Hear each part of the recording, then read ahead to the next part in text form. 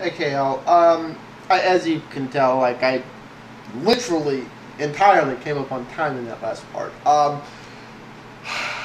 It, basically, it's like we did the math in the last part and went over this, but it's really not inconceivable with all the developing new media and more stuff being done streaming and so on and so forth that the average mobile user, within as little as a few years, if not sooner, definitely come the end of the coming decade, would easily be using 25 to 50 gig a month. That's just, it's, mobile users are beginning to take the workload of home users. It's the way it's going. So a good nationwide mobile network is desperately needed, if not a global one. And what's becoming infinitely more important is data. The whole idea of bits are bits, not these bits cost this much, these bits, well, they're more important, so they cost this much, and yada yada and so forth. And this is a business model that, for the most part, cell phone companies, at least in the U.S., do not understand. They're like, well, what do you mean access? Just network access? That's like, now, yes, those bits cost more because mobile networks have higher maintenance costs, higher things. It's like, I never expect those to be as cheap as my home broadband connection, nor do I expect it to be the same speed. I expect it on average to cost 100 to 125% more than my stationary home high-speed connection, and I honestly expect the speed that it's capable of to be anywhere from 50% to as low as 25%, depending on where you are. In some cases, maybe as low as 20%, if you have like really, really high speed at-home internet, which a few places do. But for the most part, that's not what it's turning into. And what this is doing, what this is effectively doing is, AT&T has realized this. They've realized that there's this whole plethora of services that have emerged which use internet. They use data. Things like various voice over IP services. It's like, what do you mean you don't need minutes anymore? You just need data. Well, there's this little thing that cost me 25 to 50 bucks a year where I can make all the calls I want and I'm just using bytes. I'm just using data. So how much does it cost me to just get data? I don't need your minutes anymore. And this has been more rapidly adopted on cell phones than it has on landlines for two very important reasons. One, cell phones are unsecure to begin with. The primary reason people avoid adopting this on landlines is they're trading a lot of security. But with cell phones, I'm sorry, they're perfectly interceptable anyways, so that's not a concern. The other thing is, cell phone voice calls infinitely cost more, and the same thing with text and other stuff. If you're doing that all over TCP/IP protocol, it's impossible to distinguish bit A from bit B. Therefore, a bit costs Y dollars. How much is a bit? The thing is, we all say unlimited. What we really need is unmetered, which is they're not sitting there going blah blah, well this is blah blah. It's like they're trying to figure out how to turn data into minutes, and it doesn't work that way. And now that they realize that, they're like, oh, well, people really don't use mobile data, so we don't really need to worry about this. Now that it's obvious that's not true, they're trying to put the brakes on things. I hate to say this, but the time to do that passed a long time ago. People realize that these devices are capable of doing this now, so they're not going to put up with the brakes being put on. And all this is going to do, if the cell phone companies adopt this, is kill an emerging industry. I mean that. There's a whole plethora of services developing, spawning for people's dollars. And the cell phone companies have figured out, hey, we want to make all these businesses go out of business because we want to be the one making all the money.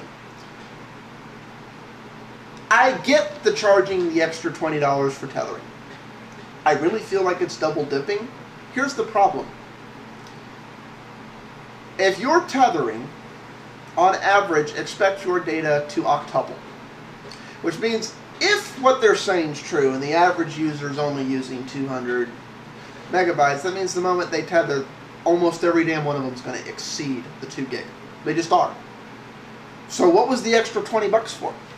You know, if I give you the extra 20 bucks for tethering, that should be an unmetered account. And not unlimited. I'm saying, if I'm being a bandwidth hog from hell, they reserve the right to throttle me back to keep their network from crashing. But they shouldn't meter me. They shouldn't be sitting there counting my usage. Because what's the point in buying the ability to use more data without any more data? The following industries, if this is the position, if the position AT&T is taking here, will be put out of business before they get a chance to go. New media broadcasters, you know, independent media broadcasters, which I guess you could make the argument I are one, but, you know, let's be honest, I don't really have an audience. Nobody really knows I'm saying anything. And so but there are a lot of people who have audience of tens of thousands, if not hundreds of thousands, who are making a pretty good job at doing independent media, and they'll basically go, oh, I'm sorry, no, we can't mess with these people anymore. You have to go back to traditional media, setting freedom of speech and freedom of expression and access to other people's points of view backwards 25 years.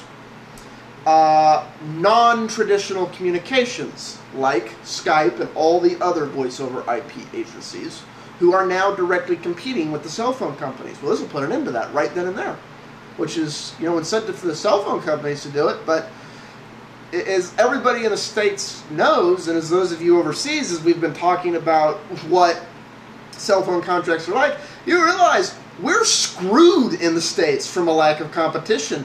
We desperately need some competition to get going here to catch the type of stuff available in the States in that market up to the rest of the world.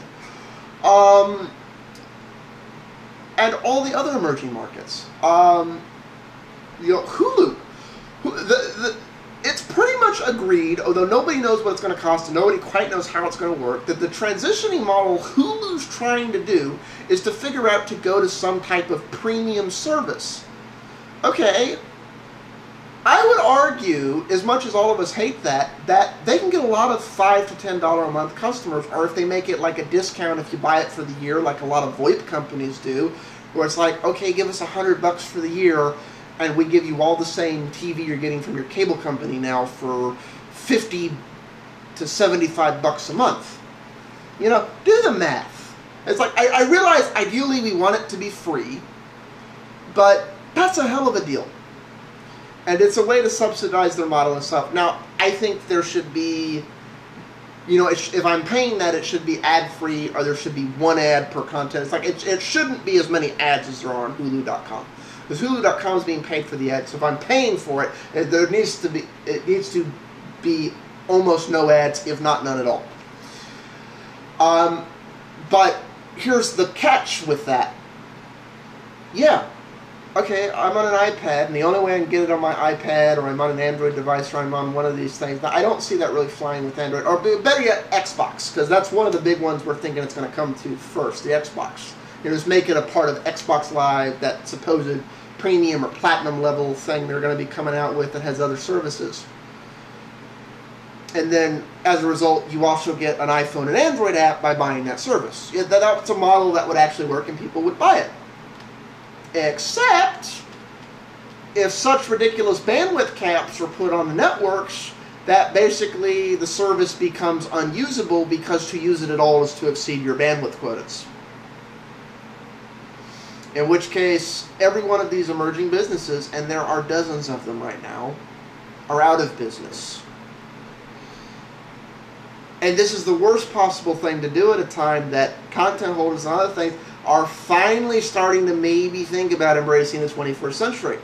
It's like, let's put the brakes on it and send us back to the 1980s. I swear I need to have a DeLorean or something. That's like, anyways, that's some thoughts. Peace out all. I'm up on top.